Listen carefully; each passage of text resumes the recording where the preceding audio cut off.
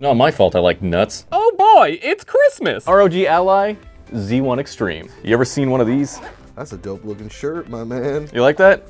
No. I'm very excited about this handheld because I've never even held one. This is a modern Game Gear. It's the Game Gear that did meth, but then went to college after. For those of you that don't know, this is a handheld that has an AMD Z1 Extreme processor in it. It's an APU that is extremely powerful. Now, the reason this beast of a portable PC is in my hands right now is because somebody emailed me and said, hey, I want to upgrade my battery and I want to upgrade the NVMe. I said, I've never worked on that. Let me have it.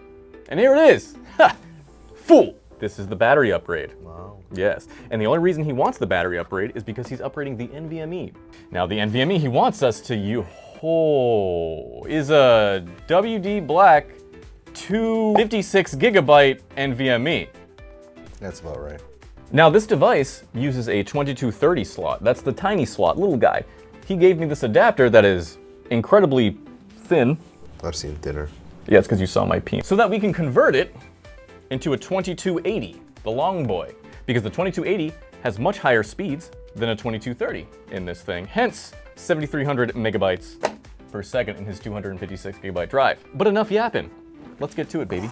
Let's do it. Now, the main reason you want to do this upgrade is because you want longer battery life and faster NVMe speeds.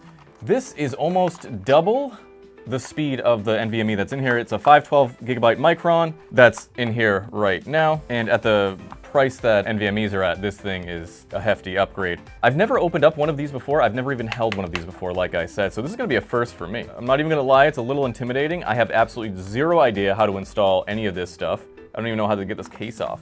Okay, so it looks like the clips just unclippity-clip. No way. Okay, I'm not gonna jinx myself. I'm not jinxing, I'm not saying anything, I'm not jinxing myself, because that seemed very easy. I hope it stays that easy. So I'm guessing I have to just transfer over the trigger buttons and whatever these buttons are. What would you call these, Lupe? The Z button for the N64. Okay, so the Z buttons and then the trigger. These are triggers. The right? bumpers. What are the triggers then? Not that. What? Okay. Triggers are a conspiracy invented by Big Gamer. Do not disassemble. You think I'm gonna listen to a sticker? Yes. Yeah, let's wrap this video up. I can't do this. Privacy is important, and being spied on is creepy. Even at home when you think you're safe, data brokers are actively working to steal your info. Thankfully, companies like Incogni exist to keep your precious info out of the hands of creeps like that sell your data on those people's search sites. Incogni also makes sure it stays safe from malicious actors that use it to commit fraud like they did on my wife a few years ago. We had to freeze her credit, so I froze his body. But I never want to go through that trauma ever again, which is why we signed up for Incogni. Incogni scans the entire interwebs for your data and sends takedown requests that take forever if you did it manually. And this takedown request isn't just a one-time thing. Incogni makes sure your data is removed and it stays removed. And if you have Incogni's unlimited plan, you can take advantage of their custom removal feature, which means if there's a website you found that has your data, you can just send Incogni the URL, and they beat the shit out of them with takedown requests until your data is removed. Try it out for yourself. There's a 30-day money-back guarantee, so you have nothing to lose. And if you do end up sticking with them, which you will, you can use my code TEXPERTS at the link below to get 60% off an annual subscription. So you can just sit back and watch them fight sketchballs to take back your privacy. So if we compare the old battery to the new battery, this is a thick boy. This lacks a middle. Obviously this fills in the middle what feels like a cell, yeah. Also, the cells are longer, and I think it's thicker as well. All the things that made my wife leave me. Okay, so where do we start, right? We want to unplug the battery, first things first, because God knows what will happen if I just start poking around in this thing. It looks like this has never been taken apart. I say that because this sticker has adhesive on it still. Wow. Yeah, so it looks like it's never been touched. Kind of like you guys at home. Yep, so warranty sticker's intact. This is the original NVMe. It's tiny, little boy. This guy connects like this, all this space. Listen, I don't know anything about this device specifically. However, the fact that the heatsink is right there touching the NVMe, NVMEs don't like heat and they tend to throttle after they get hot. So I don't know. We'll see. I already did stress tests. I did Cinebench, I did 3D Mark, I did something else. I did Cinebench and I did 3D Mark tests on this thing. I looked at the voltage, I looked at the wattage, I looked at the NVMe speeds, Crystal Disk Mark. So I did all those tests already, so I have a baseline for the results. When we use this, we'll see if anything changed. I am also going to change the thermal paste and replace the silicone pads with thermal putty, Upsiren Ultra thermal putty, to try to lower the temps just a little bit. There's a reason I unplugged this end of the battery first, because this is the notorious ASUS battery connector. I've had one of these come off all the way and short out the motherboard, and yeah, it wasn't good. It was a few $100 that I had to spend for motherboard repairs. That wasn't fun, so always unplug this end if you're gonna do this repair on any ASUS device. Always unplug this end if you're able to. If not, be very gentle with this thing. So once you unplug it, this thing should just pops right up. There we go. I despise these battery connectors. Absolutely despise them. I think ASUS really has some good designs in most of their products. I cannot stand that design. Absolutely hate it, but anyway. Secondly, we need to get this ribbon cable off right here because we can't remove the battery with this thing sticking right here. And this is one of the things that bothers me, you know, my OCD. Look at, it's a little sideways. It looks straight to me. It's not completely flat. Looks straight to me. There's a screw under here. Again, we don't believe in warranties here because I am the warranty. Yes. I am the warranty. Oh, Lupe, I didn't even tell you. No. See the screwdriver we're using? Wow. Linus Tech Tip screwdriver? I'm an official Linus Tech Tip screwdriver partner ambassador person guy. Yes, so you can find these in the description. And I get commission, like 10 bucks. I love these screwdrivers. I've said it forever. LTTstore.com. So this is the original battery. And you guys can't feel the weight, but this thing weighs a lot more than this guy right here. I'm guessing ASUS didn't do this originally because it's pretty heavy, so not a lot of people want something, you know, a brick in their pocket. I sure do. I always You know carry a what I'm brick. saying? It's what I'm saying. It's what I'm saying. I see what this is, Lupe. I see what this is. Huh? Like that. So this adds a little extra heat sink. That's why it says it was a thermal mod. So this adds a little bit more surface area to the heat sink, and it looks like does it sit on the NVMe? Yes. So it sits on the NVMe and on the heatsink. How is that going to affect temps though, dude? Because now it's directly connecting the heatsink to the NVMe. Oh, am I lying? Does the NVMe go here? Find out the next episode of Dragon Ball Z. Now I just realized something. I need to clone this drive over to the NVMe, but this drive is BitLocked. Yes, that's right, it has blocker on it, AKA bitch locker. So what I'm gonna do is temporarily connect this battery, disable blocker on here, and then just take this out, put it into that Ugreen Thunderbolt 5 adapter, the Maxi Dock. Wow. Because yeah, it has an NVMe adapter. Look at that, NVMe in there. Thing's sick. And then I'll clone it over. Our new drive is gonna go into the Ugreen docking station. Shout out to Ugreen for hooking it up. This video is not sponsored by them. Now we have to disable bitch locker in order for the thing to be able to clone over properly, or else it'll just give us an error.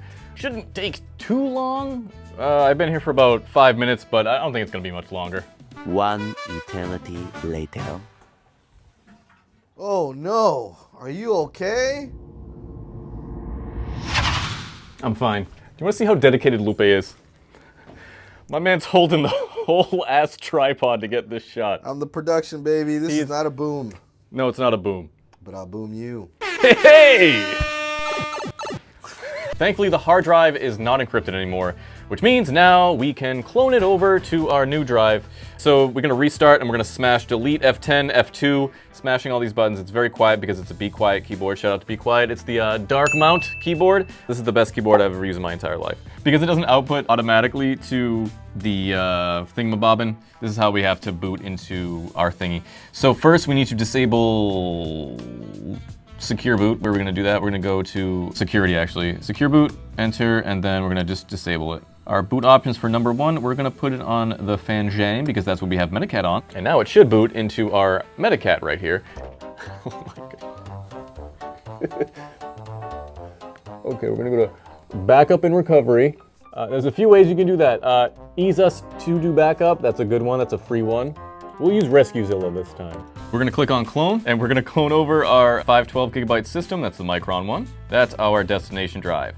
Cool, clone was good. Well, we don't know if clone was good, but clone was good. We are going to do the thermal paste now, and we're gonna do the battery as well.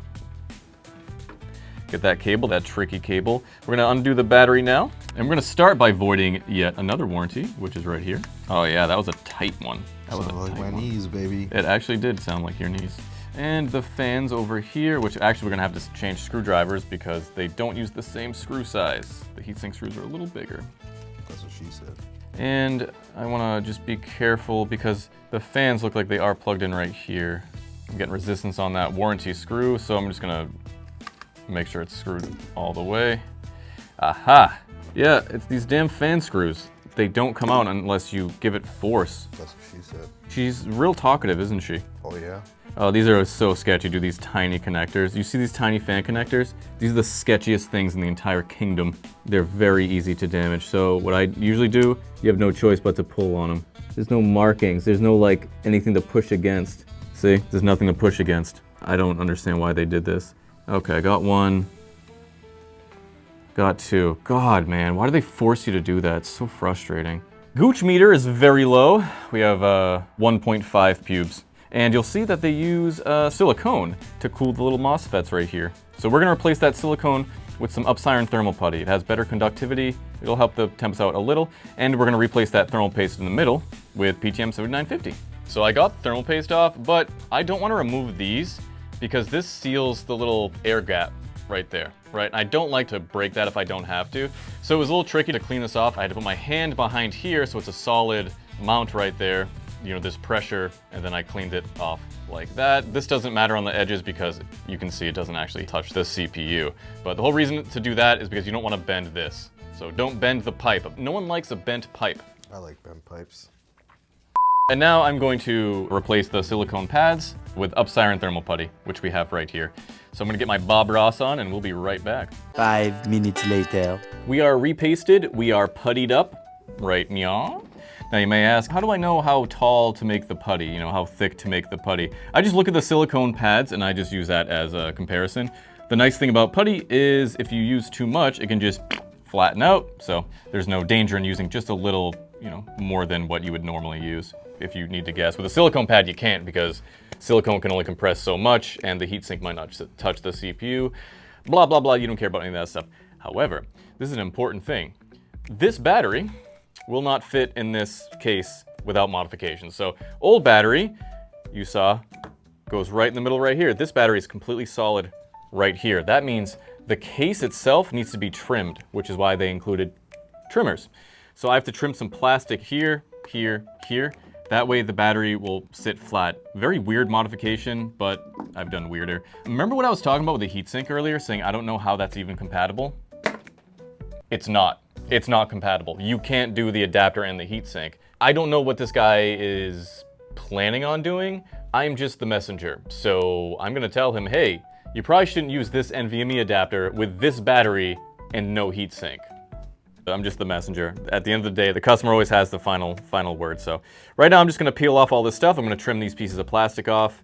I'll show you some of that probably in a second. Then we're gonna put that NVMe in, see how it goes. The thermal putty job looks good. Nice coverage, not too much overflow. So I did a good job. The inside one, you really can't, I can't even capture it on camera. The inside one looks pretty good as well. It's definitely making contact, which is nice. So you have to trim this guy, and you have to remove this right here in order for the battery to sit flush, because this has a little T on it, like that. You can't have that, so this requires that to be done to it. So we trimmed it. We're gonna install the NVMe and then install the battery.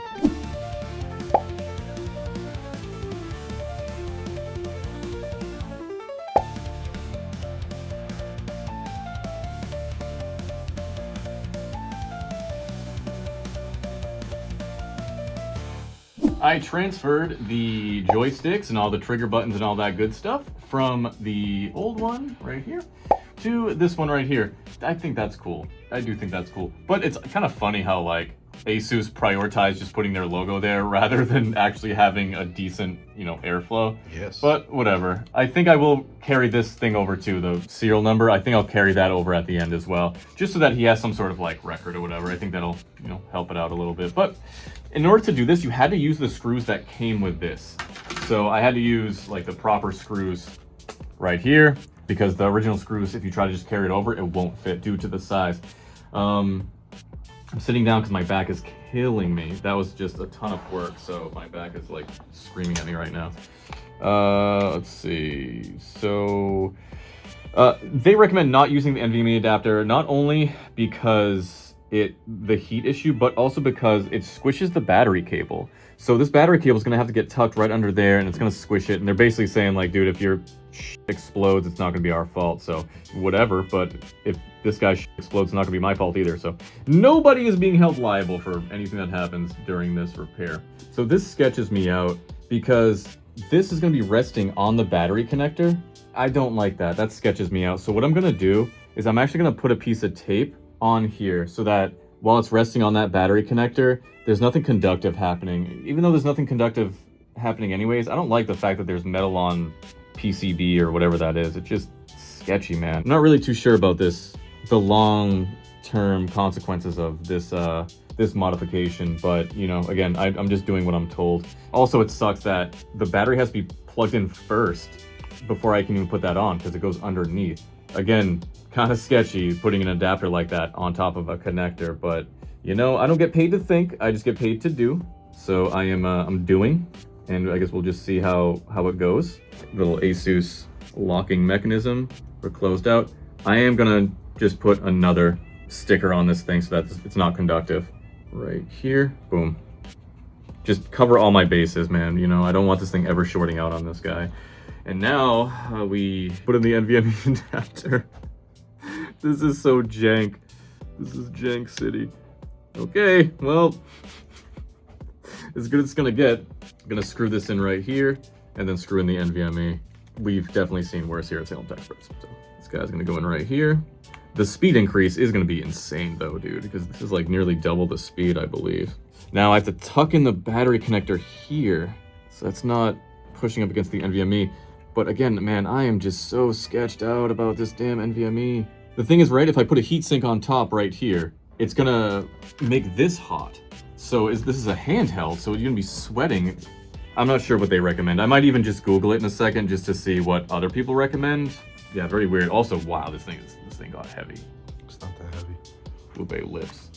All right, well, I researched it. That's how it's supposed to be. I have no comments. That's how it's supposed to be. I'm not the engineer here, so whatever. What we're gonna do, we're gonna put this back on and we are going to test it. Again, I have to use their screws for this because the case is thicker, so I'm just hoping everything fits like it should. A big criticism of this device was the battery life was not good. So this is a 40 watt hour battery, and what he brought me is a 60 something watt hour battery. So it's a significant difference, but it does add extra weight. So a lot of people don't want to do that mod, whatever. But to be fair, this device is 3 years old. Which is absolutely insane. And at the time, it was still super powerful for what it is. Now they have the Ally X, which has the Z2 Extreme, which is, you know, super extreme. On that one, I think you can bump the battery to like 90. I forget what it was. They put a bigger battery in that one though, so the thing is crazy. These things are just getting more and more like, you know, portable laptops. Another criticism was the SD card is placed right above the heatsink, so there was a pretty significant failure of SD cards back in like 2024. People started to cook their SD cards. I think ASUS issued like a warranty for them or something like that. I don't know how that's holding up now, but dumb. Stupid design. That is a very stupid design. And again, is why I'm so afraid of that NVMe sitting right on top of the heatsink. So who knows what issues we're gonna have from that, but let's see. So it's time to plug this baby in and let it rip. Now this isn't just the AMD Z1 chip, Lupe. It's the AMD Z1 Extreme. So we're gonna start off with Cinebench R23. I already did this test, which the results are right here. And we're gonna see what the results are for this one. So we really don't have too much of an improvement over everything, except for Crystal Disk Mark. So obviously our transfer speeds are much faster, but it's really the same temps. It takes a little longer to hit the max temp of like 95C, whatever, but we're getting pretty much the same score across the board. It's a little better, but I would say that the thermal putty and the PTM 7950 didn't really make a big difference, which could be because it just didn't need to be replaced. You know, thermal paste, it looked pretty decent. So all this work really didn't result in a huge performance boost or anything like that, but it is nice for battery life. I'm not gonna test the battery life. I'm sure someone else has on this mod because I literally don't have 2 hours of my life to spare on this video. But I mean, we have what, 14,612 for a Cinebench score now. We did have 14,9 something, still all over the place. We'll just say it's the exact same. The wattage we're pulling, I think it's at 53 watts, which is about the same that we pulled before the thermal mods, so nothing too crazy. The real test is gonna be to see what the SSD hits over time. So to do this, I'm gonna run Crystal Mark one more time and just see how hot this gets and whether or not it's something that he should be concerned about in the future. So running Cinebench and Crystal Mark Retro like consistently over and over and over again at the same time, the highest we saw the NVMe is 68. It is kind of climbing the more I do the test. We've been doing the test for about 5 minutes now. The SN850X supposedly only starts throttling at around 80 degrees Celsius. The operating temperature it likes is under 65°C. So it is getting a little spicy during this workload. I don't know how that's gonna, go for the long-term health of the drive. I guess we'll find out. I'm sure a lot of you people in the comments have probably tried this if you're watching this video. Have you had any issues with throttling on your NVMe? Let me know in the comments. I'm curious about that. Would I do this mod personally? Probably not. I probably would not do this mod personally. I also wouldn't need 2 terabytes of storage for the games I play. But I understand why this guy would want that. 2 terabytes of storage is like 1 Call of Duty game now, so. We're living the dream in 2026, where storage is cheap and RAM is cheap and GPUs are cheap. That's why games are unoptimized, because our hardware can just brute force it, right? Right? And that about wraps it up for this thing. If you are used to Windows and you must use a Windows like programs or whatever, this is a great option, just right out of the box. Just make sure you debloat it and like remove the AI using scripts in my other video. If you didn't see that, I'll probably make a new video on that anyways. But that's one of the biggest selling points of this thing for the average person, is that it does use an operating system that they're familiar with. But for gaming, SteamOS is obviously the way to go. And if you are updating this to SteamOS, make sure your firmware is updated. So if you noticed earlier, I did update the BIOS because you can get a little tricky if you try to update to SteamOS without the proper updated BIOS. So that's what I did, and I made sure to disable Secure Boot as well. So I want to throw that out there as well. So the craziest thing about these, I thought, until last night, I thought this was gonna be like 800 bucks, right? So brand new, I think they cost whatever. But on eBay, dude, you can snag these for $400, like around 400 bucks, which is absolutely mind-blowing for 512 gigabyte NVMe, and you have a literal portable Windows 11 PC that you can install Linux on or whatever. That's insane to me. I don't know if I'm booming over here. This is 3 years old, so I know they have the X now, which is the Z2 Extreme, but stuff like this is so impressive to me. But shout out to this guy for giving it to me to fix and to modify. I guess I'll catch you in the next one. Let me know if you like videos like this with the handhelds, because I might do, if you want to see like a review or something like that, I'd be willing to do a review for these handhelds. I'm just generally not a review guy. All right, for this guy, expect to see this in like 3 months. I have to do some work on it to make sure it works. Okay, test it. Right, Lupe?